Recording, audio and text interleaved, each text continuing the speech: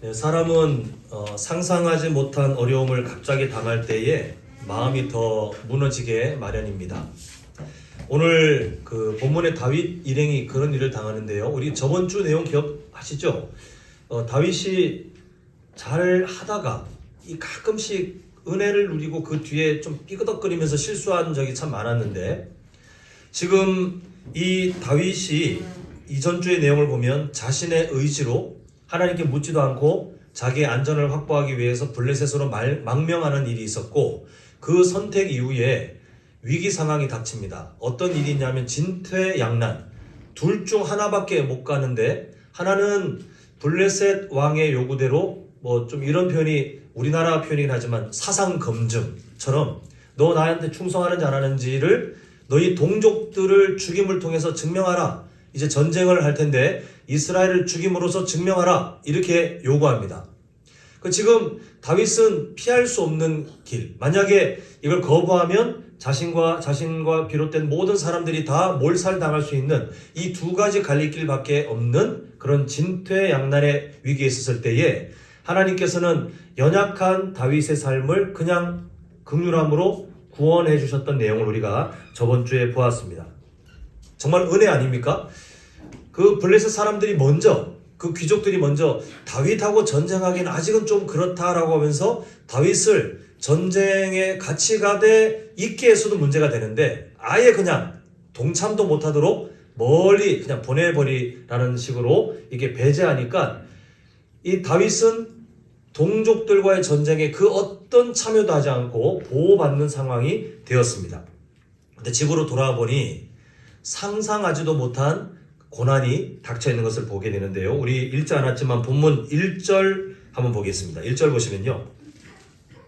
다윗과 그의 사람들이 사흘 만에, 요거 기억하셔야 됩니다. 사흘 만에 지금 그 일이 있고 나서 돌아오는데 기간이 얼마나 걸렸냐면 사흘 동안 꼬박 지금 머물고 있는 시글락이라고 하는 지역까지 사흘이 걸릴 정도로 먼 길을 갔다가 다시 이제 돌아오는 상황인데요.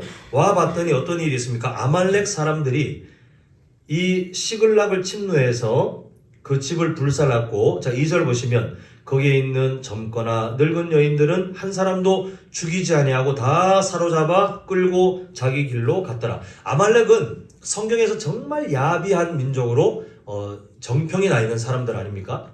지금 다윗과 그 외 장정들이 이제 전쟁에 참여할 수 있는 그 긴박한 상황 가운데 어쩔 수 없이 군대가 되어서 가 있는 그때를 이 아말렉 사람들이 기가 막히게 알고는 이 시글락 성을 쳐서 여성들을 잡아가는데, 참 다행인 것은 아말렉 사람들이 사람을 재산으로 봐서 한 명도 죽이지 않고 팔아먹을 작정으로 데려가서 그나마 그게 다행이었습니다. 근데 와봤더니 일단 다 잡혀가고 집은 불타있는 상황을 보게 됩니다. 자 3절 4절을 보면 정말 슬픔에 잠겨서, 이 4절 보시면 특히 다윗과 그와 함께한 백성이 울 기력이 없을 정도로 통곡했다. 이거 당연하죠. 우리도 그런 일을 당하면 진짜 진이 빠질 정도로 고통 속에서 울지 않겠습니까? 근데 문제는 이 위기를 당한 사람들의 태도에 문제가 생깁니다. 6절 보겠습니다. 자 6절 보시면요, 우리 한번 같이 한 목소리 읽겠습니다. 시작. 백성들이 자녀들 때문에 다윗이 크게 다급하였으나 그의 하나님 여호와를 힘입고 용기를 얻었더라. 이렇게 기록하고 있습니다.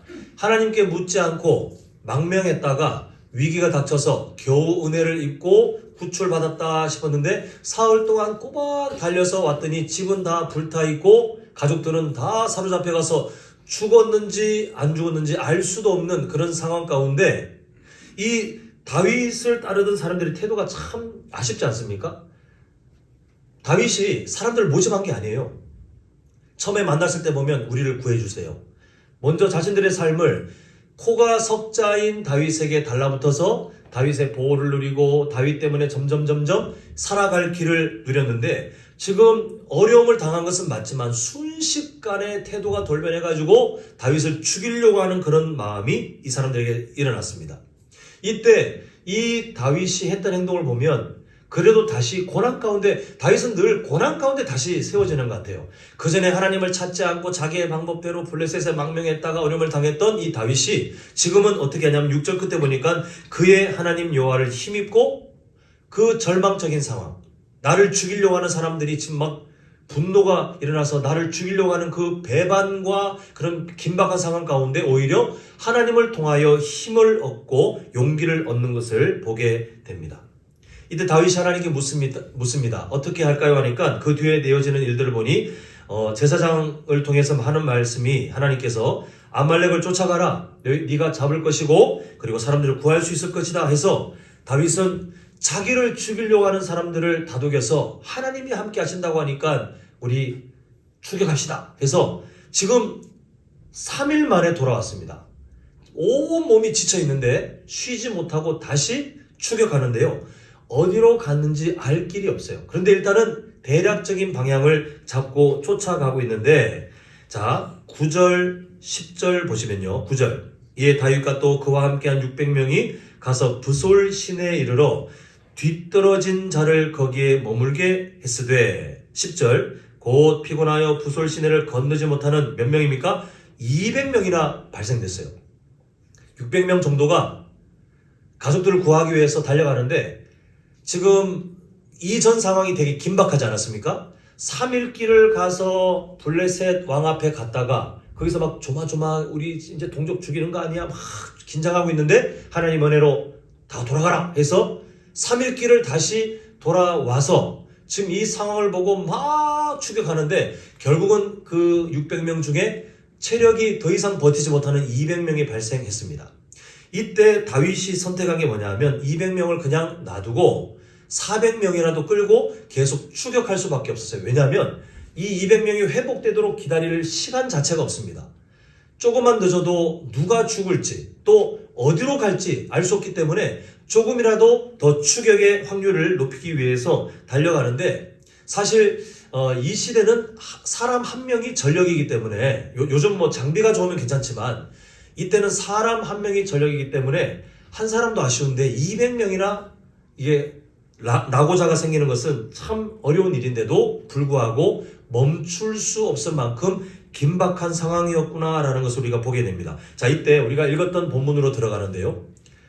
막 추격하는데 광야에서 애굽 출신 노예 소년 한 명을 만납니다. 아마 죽어가고 있었던 것 같아요. 이때 다윗과 그 일행들이 할 수 있는 선택이 뭐냐 하면 두 가지 선택이 있습니다. 하나는 시간이 지금 지체될 수 없으니 이 노예 출신 또 이방인 아닙니까? 그냥 죽든 말든 지나쳐서 계속해서 아말렉 사람이 어디로 갔는지 추격하거나 아니면 이 사람을 살려주거나 이 두 가지 길인데 후자 이 사람을 살려주기 위해서는 어떤 대가 지불을 해야 되냐면요.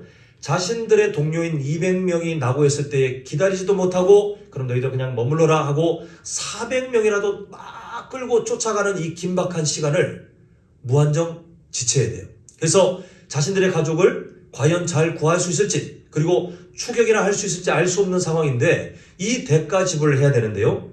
이 다윗과 그 일행들이 이런 미련한 선택을 하는 것을 보게 됩니다. 자, 11절 우리 아까 읽었지만요. 보시면 무리가 들에서 애굽 사람 하나를 만나서 노예 출신 소년입니다. 그를 다윗에게로 데려다가 이 사람이 도움이 될지 안 될지를 확인하는 게 아니고 긍휼한 마음이 있었던 것 같아요. 다윗이 그동안 가졌던 그 가치관이 함께하는 사람들에게 있었던지 모르겠는데 일단 다윗에게로 데려와서 다윗이 살려줘라라고 했고 지금 먹을 것을 줘서 이 사람이 다시 회복될 수 있도록 기다려주는 것을 보게 됩니다. 12절 보니까 12절 그 중간에 보니까요. 그가 노예가 밤낮 사흘 동안 떡도 먹지 못하였고 물도 마시지 못하였고 우리 성도님도 아시죠? 음식은 굶을 수 있지만 물을 마시지 못하면 3일이 넘어가면 생존의 위기가 있다는 것이 일반적인 인간의 보편적인 모습입니다. 지금 이 사람은 정말 죽기 직전이었어요.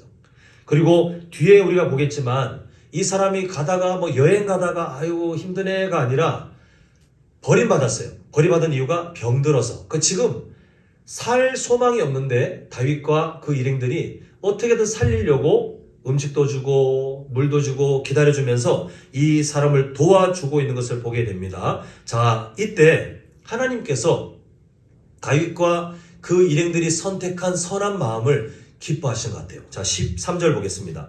다윗이 묻습니다. 너는 누구냐 했더니 그 중간에 13절 중간에 보니까 자기를 말하기를 애굽 소년이요. 그 다음에 기가 막힌 얘기를 하죠. 누구의 종이요? 아말렉 사람의 종. 지금 다윗이 그 일행들이 이 아말렉 사람들이 어디 갔을까? 지금 범위가 너무 넓어서 대략적으로 막 추격하고 있는데 그 아말렉 사람과 얼마 전까지 같이 있었던 그 종을 만난 거예요.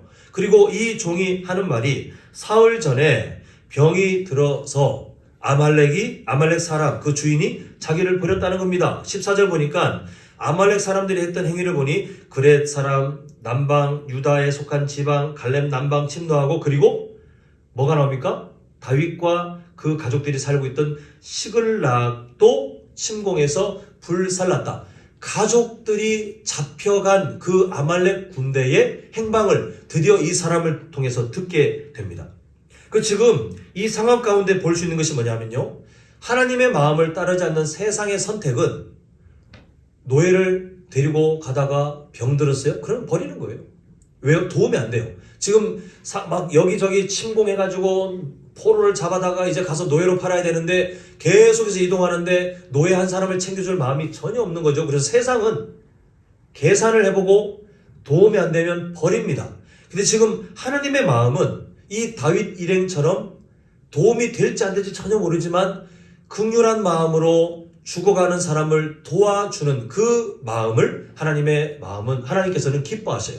그 지금 세상의 마음에 의해서 버림받은 사람을 추격하고 있는 이 다윗과 일행들이 하나님의 마음을 따라 이 사람을 품어줬더니 어떤 일이 있냐면 이 사람들에게 정말 필요한 정보, 아말렉 군대가 어디에서 어디로 가고 있고 지금 대체로 어떤 사람들이며 어떤 상황인지 그 중요한 정보를 구해준 애굽 출신 노예를 통해서 얻게 하나님께서 도와주시는 것을 보게 됩니다.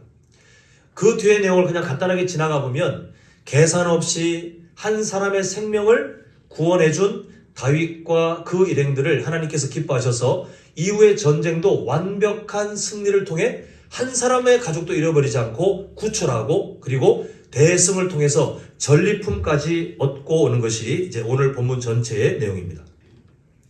사랑하는 성도 여러분, 가끔 집을 얻다 보면 우리 성도님들께서 그 자가 주택을 보유하지 않고 있다면 월세든 전세든 집을 얻다 보면 혹시 이런 얘기 들어보신 적 있어요? 공인중개사가 말할 때 이런 말을 할 때가 있습니다. 이 집은요, 주인이 자기가 살려고 지은 집입니다. 이런 말씀 들어보신 적 있습니까? 이 말을 하는 이유가 뭐냐면 다른 집보다 좋다는 거예요? 나쁘다는 거예요? 더 좋다는 거예요.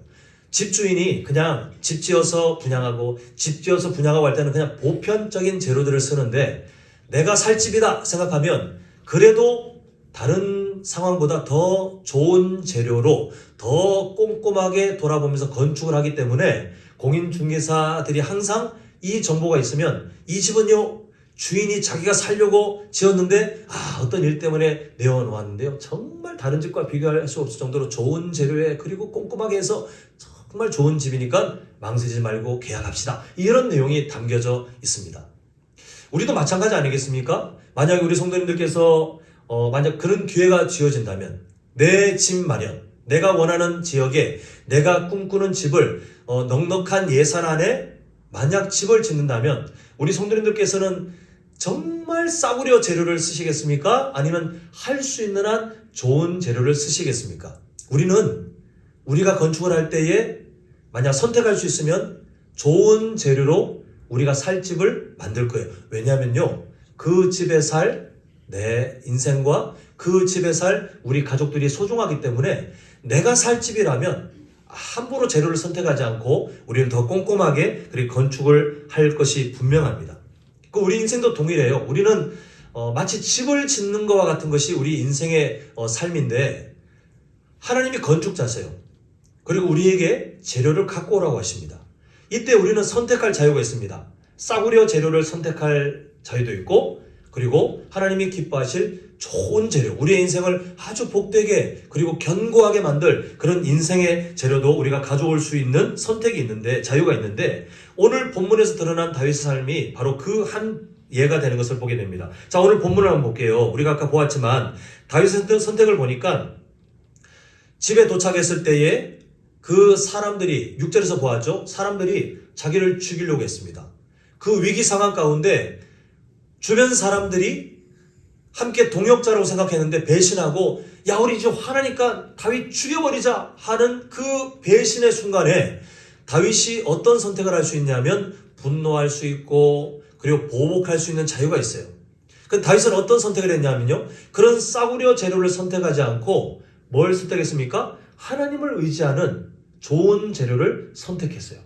하나님께서 기뻐하시는 그 선택을 선택하고 그 인생의 재료를 하나님께 올려드렸더니 하나님께서 그 재료를 받으셨습니다. 자, 또 두 번째, 가족들을 구하기 위해서 열심히 달려갔을 때에 그때 당시 정서에 의하면 거들떠 보지 않아도 아무 문제 없을 이방인의 또 노예 출신의 또 소년, 그냥 신경 쓰지 않고 지나가도 될 그런 상황에 한 사람에 대한 긍휼한 마음을 가지고 도울 수도 있고, 그리고 그때 정서를 따라서 야, 우리 가족을 빨리 찾아야 되니까 저 사람 그냥 내버려 두자, 죽든 말든 이렇게 지나갈 수 있는 자유도 있었는데, 다윗은 어떤 선택을 했냐 하면 그 사람을 도와주면서 오히려 가족들을 찾을 수 있는 시간을 차라리 지체하는 것을 우리가 보게 됩니다.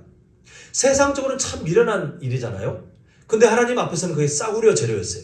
세상의 그 방식처럼 아말렉 주인이 병든 그 노예 출신 소년을 버렸던 것처럼 계산을 따져서 나한테 도움이 안 되니까 저 인간 버려야지, 이게 세상의 일반적인 방식인데 다윗은 그 일을 선택하지 않고 나에게 도움이 될지 안 될지 전혀 모르지만 하나님의 마음을 따라 긍휼한 마음으로 한 사람을 돕고 살리는 그 선한 마음을 선택합니다. 그 인생의 재료를 하나님이 받으시는 것을 보게 돼요. 오늘 결론은 이겼다 이거예요. 결론은 우리 가족들 한 사람도 안 다치고 다 구출했다. 결론은 야, 구출했는데 그것뿐만 아니라 우리가 대성을 해서 우리 집이 불탔는데 또 재건할 때 도움이 될 수 있는 여러 전리품들을 가득 갖고 왔다. 이게 오늘 결론입니다. 근데 이 결론이 어쩌다가 우연히 겹쳐서 마침 구해줬더니 우연스럽게 그 노예가 마침 정보를 알고 있어서 또 가봤더니 다 아말렉 사람들이 술 먹고 그냥 무방비 상태라 이겼다가 아니라 누가 이 일들을 결정해 주셨냐 하면 하나님께서 다윗과 그 일행들에게 은혜를 끼치셨어요. 특히 지도자인 다윗의 그 마음의 선택들, 분노하며 보복할 수 있는 자유가 있지만 그렇게 하지 않고 하나님을 의지하여 오히려 힘을 얻고, 그리고 사람을 도울 수 있는 기회가 왔을 때에 시간을 허비한다 할지라도 그 사람을 돕고자 하는 그 선한 마음을 하나님이 기쁘게 받으셔서 이후의 모든 일들이 일사천리로, 그리고 다윗과 그 일행들이 가장 원하는 최고의 결과를 얻을 수 있도록 하나님께서 갚아주시는 것을 보게 됩니다. 하나님께서는 오늘 본문을 통해서 우리에게 묻고 계시는 거예요. 우리는 과연 어떤 인생의 재료를, 그 인생집의 재료를 선택하여 하나님께 지금까지 드려왔는가? 오늘 다음 세대 주일 및 다윗 다니엘 마을 헌신 예배로 드리고 있습니다. 우리 자녀들 한번 이름 몰라도 스쳐 지나보면서 많이 보셨죠? 얼굴 한번 떠올려 보시면 어떻습니까? 얼마 전에 태어난 다빈이부터 지금 계속해서 우리가 세대를 참 감사하게도 이어져서 이제 청년, 그리고 얼마 전에 또 결혼한 그런 청년까지 있었는데, 하나님께서 우리의 다음 세대들 가운데 질문하시는 거예요.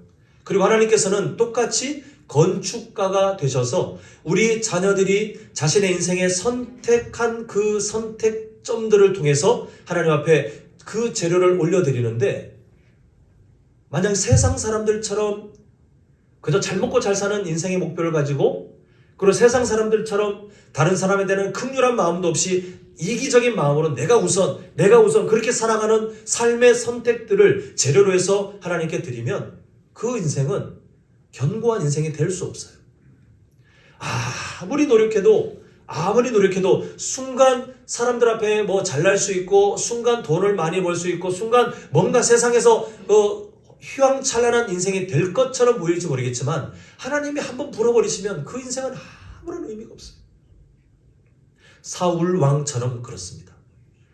인생의 집을 하나님이 건축해 주시는데 사울 왕은 처음에는 잘 되었지만 싸구려 재료만 갖다 내왔어요. 하나님께서 안 기뻐하시는 것들, 나를 위한 것들, 세상의 방법들을 인생의 재료에 어떤 선택지들마다 재료로 만들어서 하나님 앞에 다 본인은 느끼지 못했겠지만 건축가이신 하나님께 항상 앞에다 놓으니 그 인생은 결국은 허물어질 수밖에 없었고 결국 망하는 인생이 되었어요. 그러나 다윗은 어떻습니까? 인생길을 돌아보면 그 대가 지불이 참 어렵긴 했지만 하나님은 그때마다 하나님이 기뻐하시는 것을 선택하며 하나님을 존중했던 그 다윗의 선택들을 재료로 삼으셔서 다윗의 인생을 계속해서 처음에는 가족들에게 무시받던 사람이었어요. 그러나 하나님께서 왕궁으로 출근시키셨어요. 사울 왕에게 미움받고 이제 곧 죽을 인생이었지만 하나님은 그 인생을 단련시키시면서 왕의 자리까지 인도해 가시는 것을 보게 됩니다. 우리 자녀들에게 하나님께서 바라시는 것, 자라가면서 어리지만 말씀 위에 그 인생이 견고하게 세워져서 사무엘 상에 또 사무엘 하에 아니 성경 전체에 흐르고 있는 하나님의 통치 방식, 나를 존중하면 내가 너를 존중해 줄게, 나를 경멸하면 나는 너를 업신여길 거야. 하나님의 이 분명한 통치 법칙 안에 어떤 인생의 선택을 해갈지 계속해서 묻고 계시는 것이 바로 우리 자녀들 앞에 계시는 하나님의 마음입니다. 우리 성도님들 정말 끊임없이 기도하고 계시겠지만 그 기도를 먼저 해주셨으면 좋겠어요. 우리 아이들 좋은 학교 가게 해주세요. 우리 아이들 뭐 하게 해주세요. 우리 아이들 나중에 뭐가 되게 해주세요. 이런 꿈들이 있으시겠지만 잠시 그 순위는 뒤로 밀어두시고 최우선 순위로 해주셔야 될 기도가 뭐냐 하면 하나님 우리 자녀들이 인생의 자리마다 하나님이 기뻐하실 것을 선택할 수 있는 용기와 믿음을 허락해 주시옵소서. 그 삶이 훈련되잖아요. 그럼 그 인생은 하나님이 책임지시는 거예요. 그 인생은 이 세상 가운데 하나님께서 마음껏 사용하시는 하나님의 일꾼으로 영적 거장으로 하나님께서 마음껏 사용하실 줄 믿습니다. 바라기는 우리 자녀들 또 우리의 손주들 다윗처럼 하나님이 기뻐하시는 것을 구분하고 또한 그 기뻐하시는 것을 향하여 타협하지 않고 믿음으로 그 길을 감을 통해서 하나님이 그 좋은 재료들로 우리 자녀들의 인생 집을 견고하게 세워주시는 역사가 우리 모든 가정들마다 가문들마다 우리 교회 안에 풍성히 넘쳐날 수 있기를 간절히 소망합니다. 우리 성도님들도 마찬가지입니다. 우리 자녀들의 인생이 그렇다면 우리도 마찬가지인데요. 우리 성도님들께 좀 도전하고 싶은 게 뭐냐 하면 우리 자녀들에게 좋은 삶의 모범이 되어주셨으면 좋겠습니다. 우리 자녀들에게 야 너 성경 읽어라, 기도해라, 암송해라 좋습니다. 근데 아이들에게 더 영향을 끼치는 교육 방법이 뭐냐 하면 비의도적인 교육 방법이라고 해서 말하지 않아도 내 삶의 태도로 내가 말하지 않아도 내가 살아가는 삶의 방식들이 아이들에게 고스란히 교육 방법으로 영향을 끼치는데요.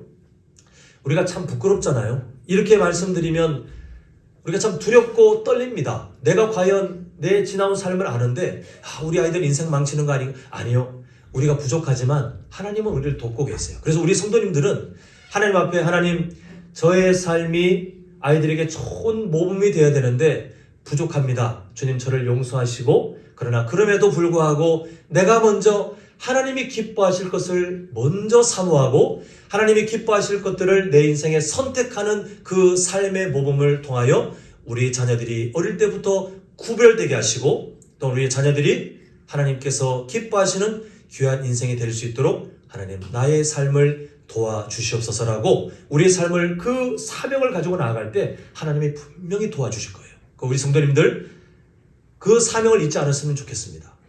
우리의 귀한 자녀들을 이 세상 가운데 믿음의 사람들로 살리기 위하여 하나님께서는 우리 성도님들을 먼저 이 땅에 있게 하셨고 먼저 복음을 깨닫게 하셨고 먼저 말씀으로 살아가는 삶을 훈련시키셨는데 우리 성도님들의 그 귀한 인생이 우리 자녀들에게 귀한 영향력이 되어서 훗날 우리 모두가 하나님께서 기뻐하시고 그 영광을 찬란하게 나타내는 믿음의 명문 가문으로 잘 세워줄 수 있기를 간절히 소망합니다.